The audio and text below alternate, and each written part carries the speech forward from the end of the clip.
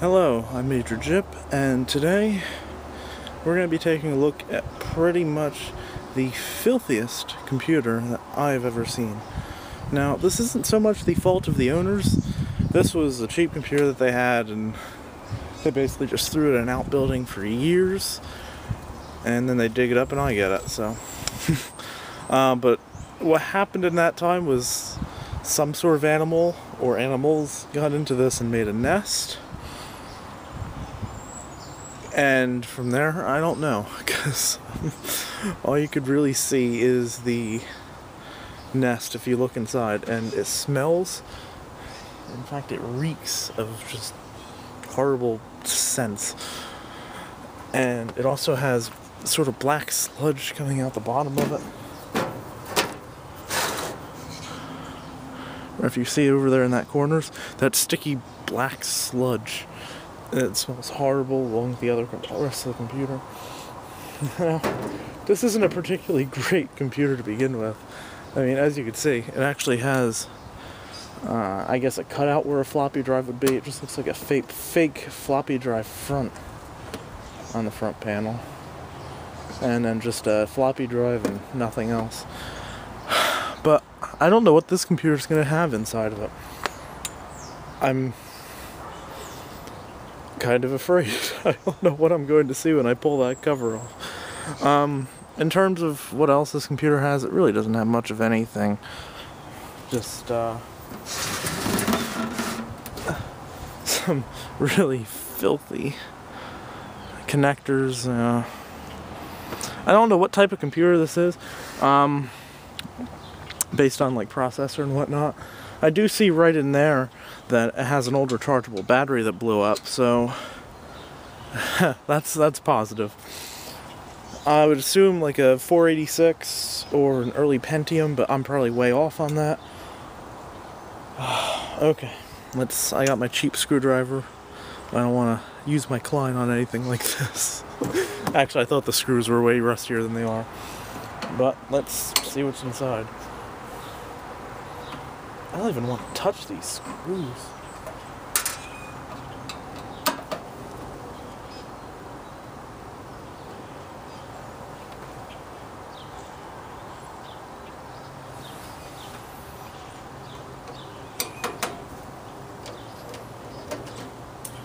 You can actually see inside the holes that there is a nest of some description.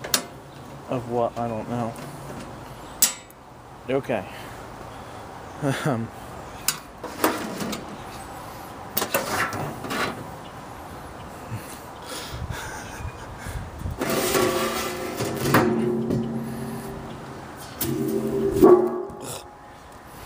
Okay, some nesting material came out over here. The side panel has quite a bit of gunk stuck to the side of it.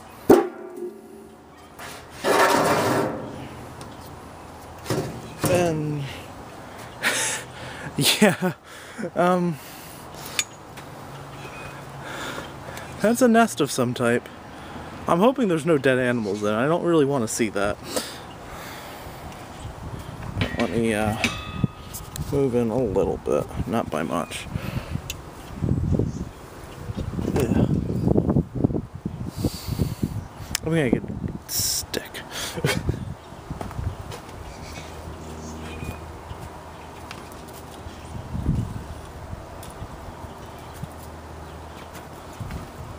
I did this outside for a reason. Ugh. Just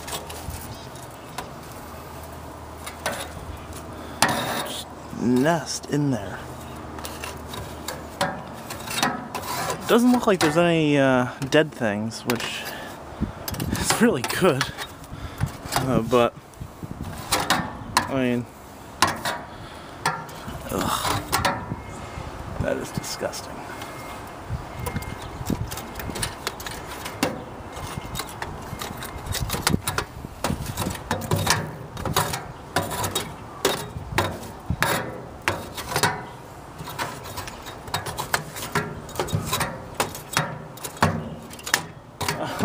But yeah, as you could say, well, I'll be honest, it wasn't as bad as I thought it was going to be.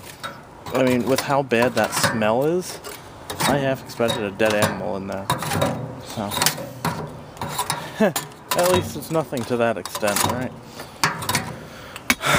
But yeah, you see just the entire bottom part of this computer. It's just their waste and God knows what else. I'm trying to see if I could figure out what sort of PC it is. Actually, let's see if I can get in closer. I see an AMD chip in there.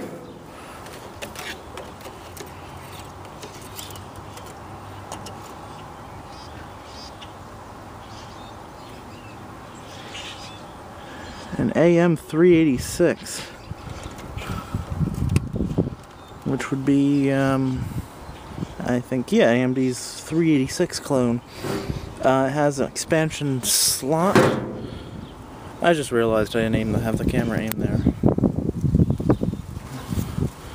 Yeah, I don't know if you could see that. That's an AMD AM386 DX40, so that's the AMD 386 clone. I believe that was a little bit more powerful than the original 386. Looks like a separate IDE controller. And, you know, give me a minute. I'm just going to actually pull out some of the components that aren't completely covered in waste and actually see what this computer has in it. Shall return. Alright, and after everything's all out of the case and pretty much as much gunk is off of everything, this is what we're left with. For starters, we have the day young 120 megabyte hard drive. This computer is basically the cheapest of the cheap. I mean, not even a well-branded hard drive, made in Korea of all places. Yeah, it still has some gunk on it. Wonder if it works or not. Maybe I'll have to clean up some of this stuff and try. We have this motherboard with a AMD 386. There it is. 386 DX40. I guess I suppose this is a board that could work on with a 386 or an AMD replacement for a 386. I don't know if that was an upgrade, or I would assume it's just what was put in to start with, because this is the bare basics of a computer system. I mean, this is the motherboard with the, I believe this is the same RAM IBM uses. I forget the name of it this time. Also has the expansion slot. There it is. Yeah, I think that was to upgrade to an Extreme Edition, or not Extreme Edition. Basically, the processor that was faster than this, you can just pop into there, and it replaces the main processor. I'm amazed this isn't soldered directly into the board. I thought that's what a lot of the cheaper systems did, and then you could just upgrade after. I might be thinking of later on, though. Some chips on sockets. And that's the RAM. I don't know how much RAM is in total in this. And I don't even know what each stick is. Let's pull it out and see. Alright, every single one of them is the same. And I just dropped it.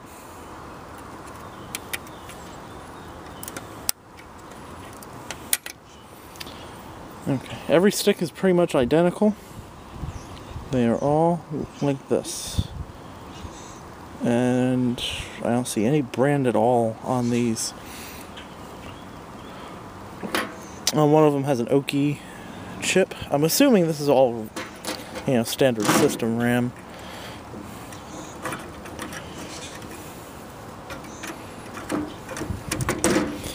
I'm not trying to put that in actually.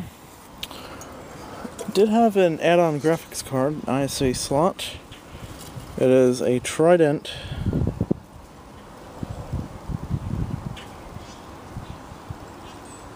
There it is. It's a Trident graphics card of some description. I really can't read. There's so much of a mess on this. I think I'm basically going to have to put all these things through a wash and see where it goes from there. I mean, to be honest, I don't think the motherboard's going to come alive. I think the motherboard was doomed to start with, because it has one of those leaking rechargeable batteries on it. And if you see, the corrosion is pretty bad. It went all the way into this port there, and into the other side. But also has